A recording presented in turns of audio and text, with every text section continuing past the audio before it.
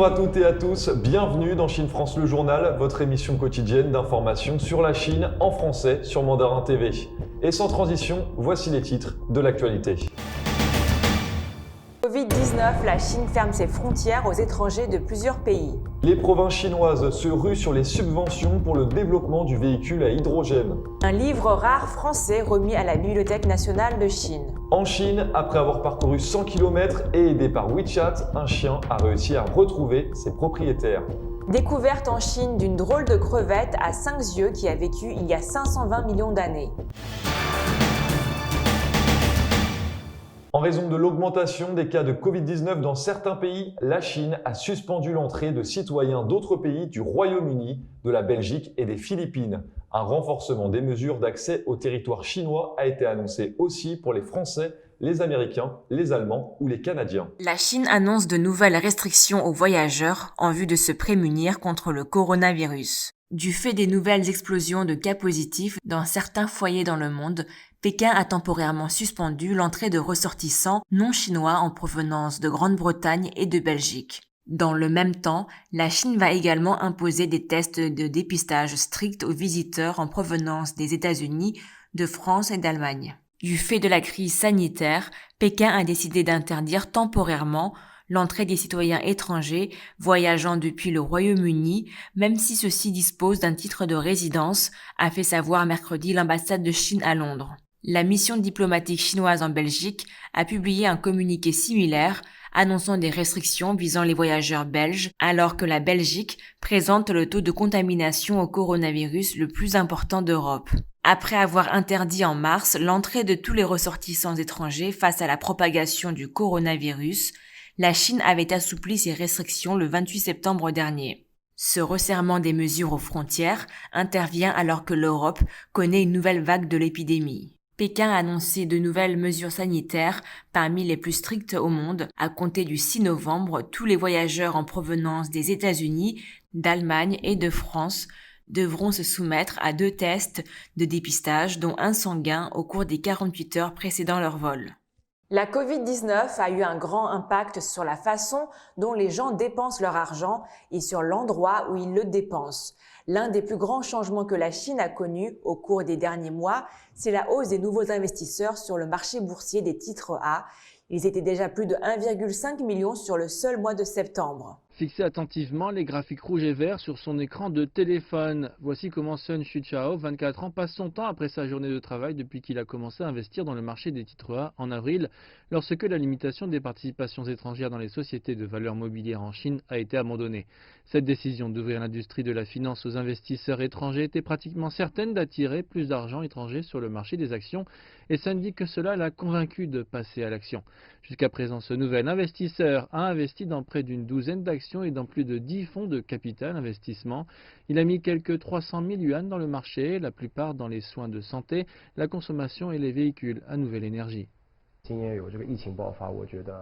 Le Covid-19 a apporté de grands défis, mais je pense que plus le risque est grand, plus l'opportunité est grande. Je ne connaissais pas beaucoup le marché boursier avant, mais j'étais certain que cette année pourrait être une bonne occasion. Les régulateurs chinois ont fait de grands efforts en alignant le marché des titres A avec la pratique mondiale, comme avec le système d'introduction en bourse basé sur l'enregistrement, et beaucoup d'investissements étrangers ont influé sur le marché ici. Rien qu'en avril, les marchés boursiers chinois ont attiré des investissements étrangers d'une valeur de 8,2 milliards de dollars, soit plus de 4 fois plus que les autres marchés émergents. L'expansion rapide a attiré des millions de nouveaux investisseurs. Jia Yilin a mis 20% de son argent, environ 40 ou 50 000 yuan, dans le marché boursier des titres A, principalement dans des secteurs comme la consommation, la banque et la médecine. Je voulais juste essayer. J'avais gagné un peu d'argent après avoir travaillé pendant quelques années, mais juste le mettre dans Yuebao n'aurait pas donné beaucoup en retour. Mais puisque le marché boursier a subi une forte baisse au moment de l'épidémie et qu'ensuite la Chine s'est rétablie très rapidement, j'ai pensé qu'il y aurait une bonne chance pour que le marché remonte. Et ces investissements étrangers ont mené à d'importants capitaux supplémentaires sur le marché. M. Jia dit que ses actifs sur le marché ont augmenté de 15% en valeur au cours des derniers mois. Il prévoit maintenant d'investir encore plus. Le marché des titres A cette année a été un marché haussier structurel. Dans le passé, toutes les actions augmentaient et descendaient ensemble, mais cette année, il y a des différences entre les secteurs. Cette année, les valeurs de premier ordre favorisées par les institutions comme la consommation, l'alimentation et les boissons, les produits pharmaceutiques et les véhicules à nouvelle énergie ont connu une croissance stable. La capacité de fixation des prix par les institutions au lieu d'être simplement le fait de l'investissement des liquidités comme par le passé. Selon Chen, cette hausse du nombre d'investisseurs a commencé au début de l'année dernière avec le lancement du marché Star et de son système d'IPO basé sur l'enregistrement pour les nouvelles actions. La croissance des investisseurs sur les marchés devrait avoir lieu pendant un certain temps puisque la manière dont les gens gèrent leur argent a changé de façon significative en raison de l'évolution des politiques gouvernementales. La réforme des politiques immobilières a eu une grande influence sur la gestion des actifs des gens. Et il n'y a aucun signe d'une reprise à court terme dans l'immobilier. De plus, le taux de rendement des financements réguliers a baissé. Il y a 2 ans, le taux de rendement à 1 an était de près de 5%, mais maintenant il n'est plus que de 3%. Si cette situation se maintient, les gens continueront d'investir sur le marché. L'expert conseille à tous les nouveaux investisseurs de commencer par se concentrer sur les Exchange Traded Funds, tels que les ETF dans les nouvelles énergies. Les ETF aident à atténuer les risques en permettant aux investisseurs de gagner de l'argent dans le développement de toute une industrie plutôt que simplement d'une seule entreprise. À coût de centaines de millions de dollars, la Chine soutient le développement de la pile à combustible dans l'industrie automobile. Les différentes provinces candidatent les unes après les autres pour bénéficier de cette manne. Une bonne nouvelle pour le gouvernement qui vise la vente de près de 40 000 voitures à hydrogène sur son marché intérieur dans les mois qui viennent. Et pour Toyota, le principal fournisseur de véhicules à pile à combustible dans l'empire du milieu. Le gouvernement chinois subventionne la mobilité hydrogène depuis un certain temps. Un bus fonctionnant à l'hydrogène, par exemple, peut dans certains cas bénéficier d'incitations pouvant aller jusqu'à 100 000 $ de la part des autorités locales et centrales. Pourtant, en juillet dernier, seuls 7 200 véhicules à pile combustible avaient été vendus. Le gouvernement vient de lancer un nouveau programme. Certaines municipalités seront désignées comme villes modèles, chacune recevant jusqu'à 1,7 milliard de yuans, soit environ 220 millions d'euros de financement pour le développement de véhicules à pile combustible sur 4 ans. En l'espace de quelques semaines, les villes de Chongqing et de Chengdu ont déjà soumis une demande commune. Leur objectif, établir un corridor hydrogène entre les deux mégalopoles. Shanghai, Guangzhou, Guangdong et Pékin devraient également présenter leur candidature. Au-delà des financements du gouvernement central, les autorités locales prévoient de compléter les financements par des subventions propres. La voiture à hydrogène est un outil parmi d'autres qui doit permettre à la Chine d'atteindre les objectifs qu'elle s'est fixés en termes de décarbonation et notamment un objectif zéro émission nette de carbone d'ici 2060. Au rythme des investissements du gouvernement central dans le domaine de la pile à combustible, mais aussi dans d'autres secteurs de la production d'énergie, il est fort probable que cette longue marche forcée portera ses fruits.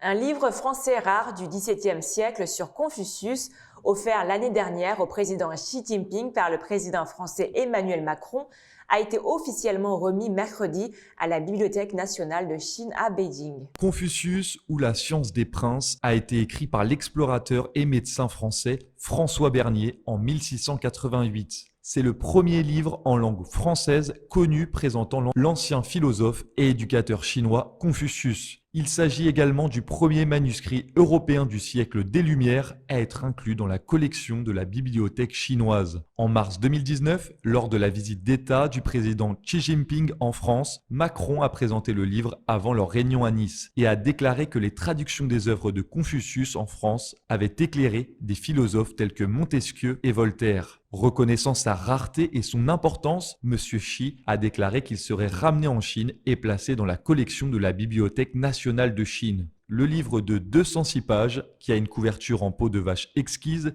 contient des traductions de The Analect, The Doctrine of the Mean et The Great Learning, les 3 principaux classiques confucéens, ainsi que quelques annotations. L'auteur espérait que les jeunes dirigeants et nobles d'Europe pourraient apprendre de la Chine ancienne et que cela améliorerait leur moralité et leur sagesse politique. En 1687, une version imprimée du livre Confucius Sinarum Philosophus est éditée par le prêtre belge Philippe Couplet et publiée à Paris. Il s'agissait de la première introduction systématique au confucianisme en Europe, selon Zhao Daing, chercheur à la bibliothèque. Un de ces exemplaires est déjà dans la collection de la bibliothèque. François Bernier a traduit le livre latin en français presque textuellement, mais il a coupé quelques annotations de l'histoire. Bernier n'est jamais venu en Chine, mais il a vécu longtemps en Inde, a déclaré Zhao. Il avait donc une vision large des différences culturelles et promouvait les communications entre l'Est et l'Ouest. Cela expliquait probablement pourquoi il était désireux de traduire le livre latin en français quelques mois seulement après sa publication. 2 versions plus courtes de manuscrits copiés du livre de Bernier de cette époque sont maintenant conservées à la bibliothèque de l'Arsenal à Paris. Cependant, leur existence a longtemps été négligée par le public car le livre n'a pas été imprimé et Bernier est mort peu de temps après l'avoir écrit. Avant d'être présenté comme un cadeau national l'année dernière, Confucius ou La Science des Princes était depuis longtemps dans une collection privée, a déclaré Zhao. La Chine, où Confucius est né, est le meilleur foyer pour ce livre, a déclaré Laurent Billy, ambassadeur de France en Chine, lors de la cérémonie de mercredi à la bibliothèque. La grande valeur de cette première traduction française du confucianisme est incommensurable. Rao, le directeur de la bibliothèque, a déclaré que d'autres études centrées sur le livre suivraient pour explorer sa signification ainsi que les dialogues et la compréhension mutuelle entre les différentes civilisations. Le livre devrait être exposé au public à la Bibliothèque nationale de Chine jusqu'au 6 décembre avec Confucius Sinarum Philosophus et d'autres exemplaires des premiers livres européens sur la philosophie chinoise ancienne. Cette histoire ressemble à celle d'un chien nommé Doudou que nous vous avions raconté la semaine dernière sur Mandarin TV qui après un long périple de 60 km avait réussi à retrouver sa famille. Cette fois-ci, c'est une chienne surnommée Ping An qui a parcouru 100 km pour retrouver ses propriétaires. Elle n'y serait jamais arrivée sans l'aide du réseau social WeChat. Retour sur cette bonne nouvelle. Après avoir été placée chez des amis dans la ville de Nantong en Chine, une chienne Golden Retriever du nom de Ping An a décidé de s'échapper pour retrouver ses maîtres. Une épopée pour la jeune chienne âgée de seulement 1 an puisque près d'une centaine de kilomètres la séparait de son foyer dans la ville de Chitong au bord de la mer Jaune. D'après le site britannique LadBible, la chienne était gardée par des amis de ses maîtres puisque leur maison était en plein travaux. Il aura fallu 4 mois à la jeune Ping An pour échapper à la vigilance de ses gardiens. Dévastés par sa disparition, ses maîtres ont eu l'heureuse surprise de retrouver leur chienne Ping An 2 semaines plus tard et ce dans leur propre ville, à Chitong. Un retour incroyable et inattendu capturé par des employés d'un bureau. Ces derniers ont découvert la jeune chienne à l'extérieur de leur immeuble, visiblement amaigrie, affamée et souffrante, avec des pattes ensanglantées après autant de kilomètres parcourus. Les employés de l'entreprise ont partagé des photographies de la chienne sur le réseau social chinois très populaire WeChat, permettant ainsi à sa famille de la retrouver. Dans la faune de Changjiang, dans la province du Yunnan, au sud-ouest de la Chine, des chercheurs de l'Institut de géologie et de paléontologie de Nanting ont fait la découverte d'une créature ressemblant à une crevette à 5 yeux qui vivait il y a plus de 520 millions d'années. Cette révélation pourrait mettre fin à un débat de longue date sur l'évolution des animaux les plus communs de la Terre. La créature a été nommée Qilinxia Zhangxi. Qilinxia Shangxi a été nommé d'après une créature chimérique de la mythologie chinoise, Qilin, qui combine les caractéristiques morphologiques de plusieurs animaux. Ce qui est le cas de cette drôle de crevette découverte dans la faune de Chengchang, dans la province du Yunnan, au sud-ouest de la Chine. Les schistes de Chengchang, datés du début du Cambrien, il y a 520 millions d'années, ont permis de retrouver de nombreux fossiles portant encore les marques de structures molles, comme les yeux ou même le cerveau. Parmi les nombreux animaux qui ont été préservés, certains sont apparentés aux animaux modernes, dont les premiers arthropodes, ainsi qu'une grande variété de vers. Les chercheurs de l'Institut de géologie et de paléontologie de Nanjing ont découvert cette créature, un arthropode primitif, qui combine des caractéristiques de différents groupes d'arthropodes. L'animal, dont 6 individus ont été retrouvés, avait la taille d'une crevette dotée de 5 yeux pédonculés. Il présente des attributs typiques des arthropodes modernes, dont une cuticule dure, un tronc segmenté et des pattes articulées. Cependant, il possède également des particularités morphologiques évoquant des formes ancestrales comme ses 5 yeux ainsi qu'une paire d'appendices buccaux similaires à ceux d'Anomalocaris, le prédateur géant du Cambrien. La description de cette créature fait l'objet d'une publication dans la revue Nature qui suggère qu'il pourrait s'agir d'une espèce de transition qui relie différents groupes d'arthropodes. Les analyses phylogénétiques indiquent également qu'il existe une similitude entre les appendices intérieurs de Qilinxia et les appendices antérieurs des Chelicerates, une subdivision d'arthropodes qui comprend les araignées et les scorpions entre autres. ainsi qu'avec les antennes des mandibulates, le groupe qui comprend les insectes tels que les abeilles. Une découverte qui place ce drôle d'animal à la base de la lignée des arthropodes modernes, soulignent les chercheurs. C'est entre 540 et 500 millions d'années en arrière que la vie a connu des bouleversements fantastiques. Cette époque a vu l'apparition des fossiles parmi les plus étonnants jamais découverts. Un lieu, le Mont Burgess, au Canada, a fourni un des meilleurs points de vue sur cette période de changement et d'expérimentation évolutive dramatique qui a constitué la base de la plupart des grands groupes d'animaux modernes. Ce sont les arthropodes qui sont sortis grands gagnants de cette période 500 millions d'années après. Ils représentent plus de 80% de toutes les espèces animales de la planète et sont des éléments clés de tous les écosystèmes terriens.